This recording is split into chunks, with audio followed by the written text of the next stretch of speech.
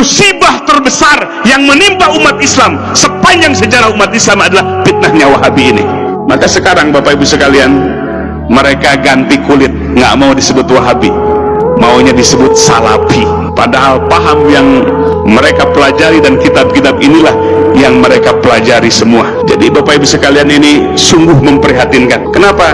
Karena mereka menggunakan pemahaman seperti ini, pemahaman yang merusak, yang membelah-belah kekuatan umat Islam, yang memecah belah kaum muslimin. Kaum muslimin disebut orang musyrik, bahkan lebih syirik dibandingkan dengan Abu Jahal dan Abu Lahab. Sungguh kejam Bapak Ibu sekalian paham ini. Bagaimana kalau anak-anak kita mesantren di tempat itu melahirkan orang-orang yang kasar, yang radikal seperti itu?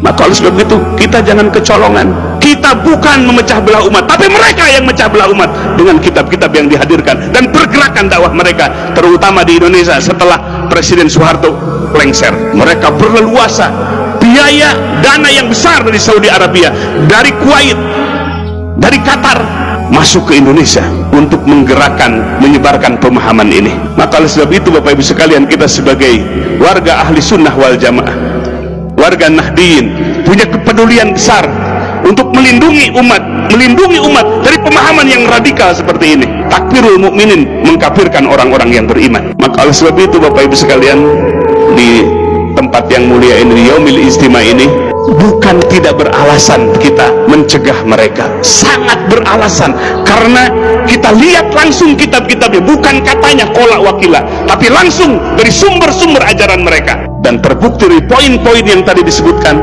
ini semua adalah pemahaman yang sudut, yang keluar dari sawadul a'zam, yang keluar dari manhaj ahlussunnah wal jamaah. Kita dicabik-cabik persaudaraan kita. Maka oleh sebab itu, kita bukan karena kebencian.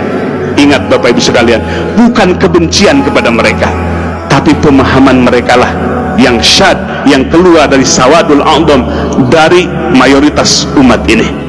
Dan mereka yang memusyrikan kita lah bahkan lebih musyrik daripada Abu Jahal dan Abu Lahab. Maka oleh sebab itu, mari kita lindungi masyarakat kita, wilayah kita dari ajaran-ajaran seperti itu. Ya, kita tidak akan bisa melihat sepintas, tapi yang harus kita lihat adalah kitabnya, rujukannya, marojeknya, sehingga kita akan melihat gambarannya seperti apa. Maka hampir di mana-mana Bapak Ibu sekalian, kegaduhan di masjid-masjid karena ajaran seperti ini yang diajarkan. Begitu Bapak Ibu sekalian situasi kondisi kita. Mari kita jaga masyarakat kita, warga kita dari pemahaman-pemahaman radikal, pemahaman-pemahaman yang menuding orang lain kafir, yang menuding sesama saudaranya sebagai orang musyrik.